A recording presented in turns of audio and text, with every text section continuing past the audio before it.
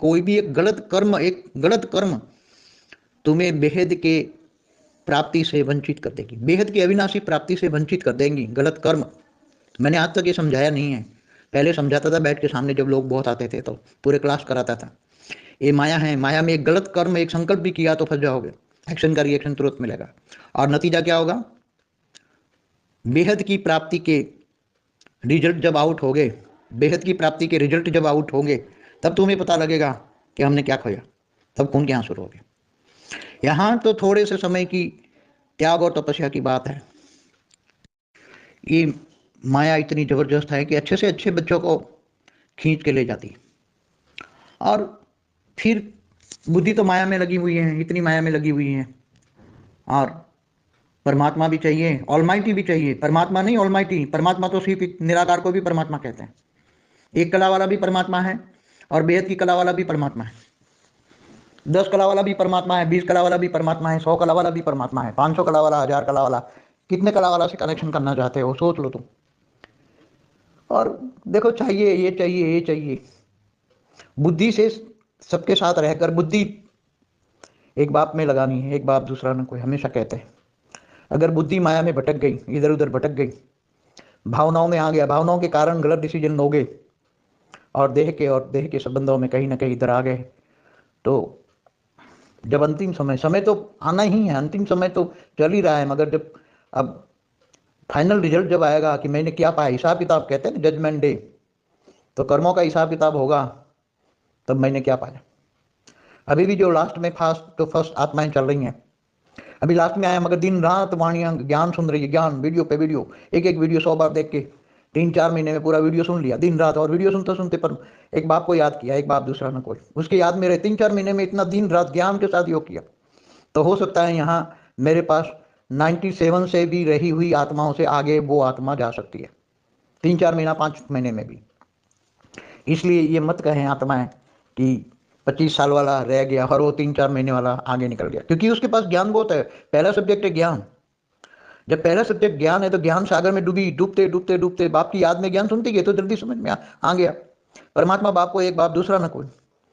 ज्ञान सुनते सुनते योग भी करती रही, बाप की याद में ज्ञान और योग 2 हो गया, और ऑटोमेटिक फिर न चाहते हुए भी अच्छे पॉजिटिव वाइब्रेशन जाएंगे, तो पॉजिटिव वाइब्रेशन से घर का वायुमंडल बदल जाएगा, और सेवा भी हो जाएगी, ऑटोमेटिक सेवा हो जाएगी। 100 परिवर्तन ही अपन विश्व परिवर्तन है, तो 100 परिवर्तन करोगे, वही सेवा ही है।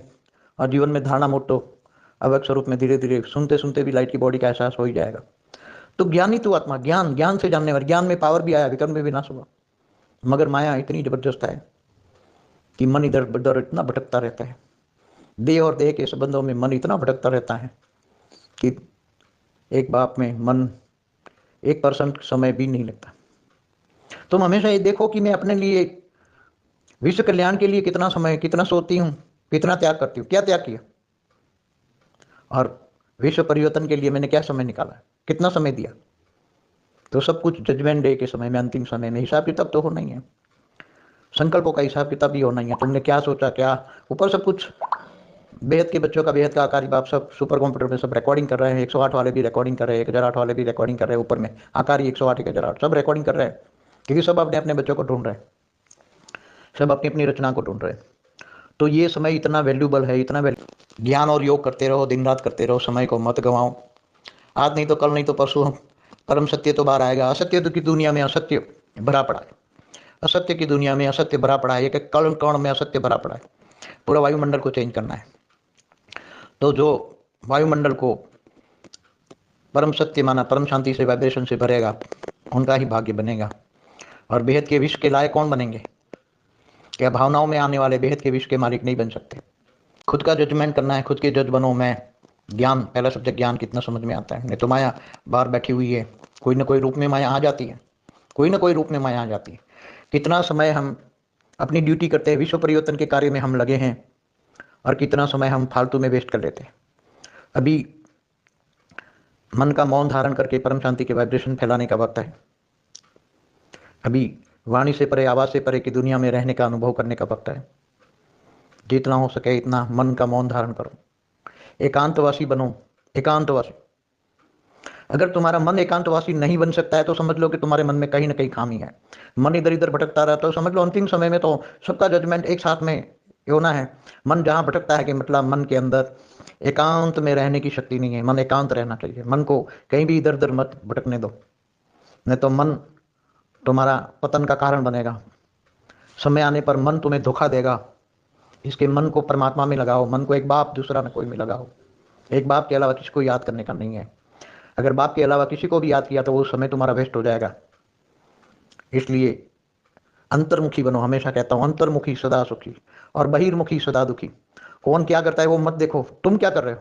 आप और बाप, आप और बाप, आप और बाप के बीच में तीसरा आ गया तो तुम्हारा खेल खत्म हो जाएगा। आप और बाप के बीच में कोई ना आना चाहिए। तुम्हारा प्यार इनोसेंट प्यार, बाप का प्यार, एक बाप दूसरा ना कोई। तो अगर अंतर्मुखी नहीं बने और बहिर्मुखी बन, मन इधर उधर भटकता रहता है, कभी खाने में, कभी पीने में, कभी कपड़े में, कभी देह में, देह के श्रृंगार में या मान शान में। अब ये समय नहीं रहे। जो समय वेस्ट कर रहे हैं और रोने रोने वाला की लिस्ट में है सब, समझ लो। जब रिजल्ट आएगा तब पता लगेगा, अभी तो नहीं टाइम पास कर रहे हैं, अभी तो और क्या। परम शांति।